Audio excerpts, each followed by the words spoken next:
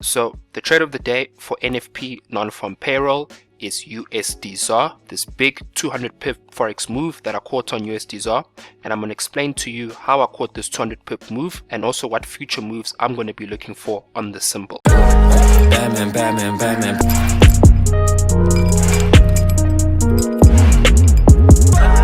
Batman, Batman, Batman.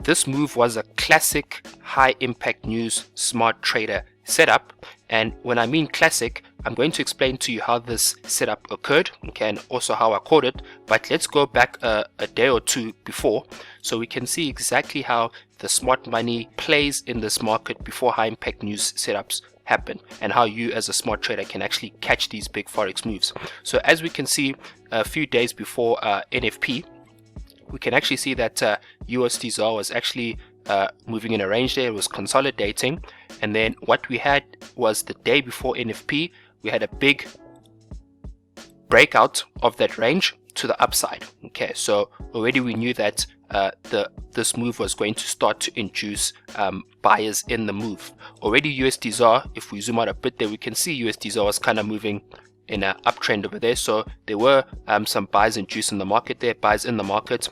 But as the market started to consolidate there, we obviously had some uncertainty, but this breakout of the range, okay, was a confirmation to induce more buys in the market.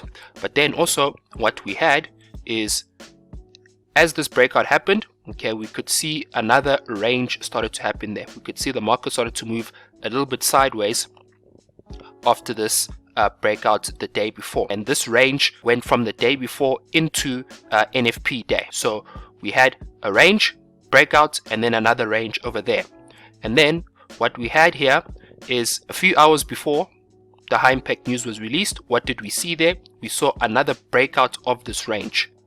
Boom, just like that. Okay, and this is what we call here a move to induce the amateur retail traders, because again, if you're an amateur retail trader, what do you see there? Okay, firstly you see a big breakout in a range, consolidation, and finally another breakout in the range to obviously induce you to continue buying or to add new buying positions to your account, which is exactly what the smart money wants to do. Because as a smart trader, what we see here is we see a breakout to the upside, but a breakout to the upside to go and test a supply level, which as a smart trader we know that when price tests a supply level, this is an indication to start looking for selling opportunities. So what the smart money has done here is they've successfully induced amateur retail traders to add buying positions to their portfolio, because what are their ultimate objectives is obviously to start looking to sell. So when the banks and the smart money want to sell, obviously they can't show you that they want to sell. What they need you to do is they want you to take the opposite side of the trade. So smart traders, we can see this because we saw here, boom, price coming to test a supply level, nice and perfect textbook supply and demand setup, touching the supply level. So what we're getting ready to do here, and what we were getting ready to do here, is to start looking for selling opportunities. So we had price come test the supply level. Obviously we know buyers are induced in the market.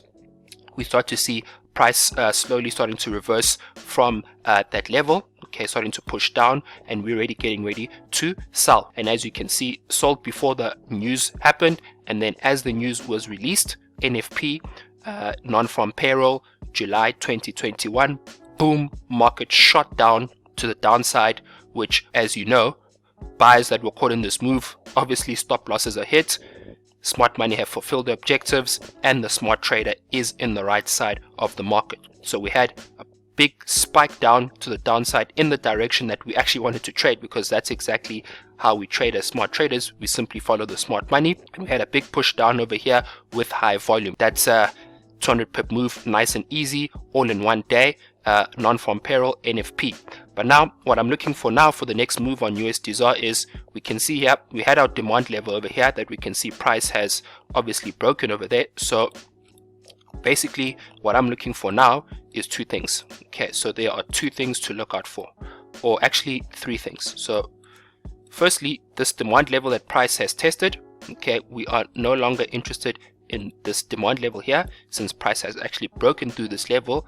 But what we actually had over there is when price shot down in that NFP move, it actually shot down with high volume, which is an indication for us when price shoots down with high volume that this over here is a potential supply level. So here we've got a potential supply level that we want to keep an eye out for, meaning that when if price actually comes back to test this level again, then what we'll be looking for here are potential selling opportunities at the supply level that the banks left the clue on here on July the 2nd NFP move. But then also the next level of demand that we want to be looking for is again, if we zoom out here and see the next levels that we want to pay attention to is here on the 28th of June. Okay, this is the next level of demand that I'm going to be paying attention to, where if we look here on the 28th of June, let me just take this out over there. There's actually two things we need to look out for here. Okay, so as we can see, what we look for when it comes to supply and demand is we want to see big moves where price moves up or down with high volume to indicate that the banks were participating in this move. So we have here 28th of June, a spike here and another spike here. Okay, indicating potential clues that we want to look out for. So here we've got a demand level over here, and then we also have a demand level clue over here on the 28th of June. And if you want to know exactly how I identify and draw these supply and demand levels, then make sure you check the link in the description for the free video training where I actually show you how to identify and draw your supply and demand levels in 4 easy steps. So now the big future moves that I'm going to be looking for now is we now have our most recent supply level here from our Forex NFP move on the 2nd of July, where we potentially want to look for selling opportunities. But as we can see now, price is moving down to come down and test our demand level here that we have, demand level number 1, demand level number 2, which we can call a demand zone. So when price comes down to test this level, then this is another area to start looking for buying opportunities over here. Okay, and this is good because as we know now, since price has been pushing down, okay, those buyers that were induced to buy, those amateur retail traders that were induced to buy, are now probably induced to start selling now, because again, you know, amateur retail traders are always on the wrong side of the market, are always chasing to catch the market instead of being in the market in the big moves before they even happen. So we know sellers are now induced in this move. So once we get more sellers in this move, we could potentially look for buying opportunities at this demand level over here.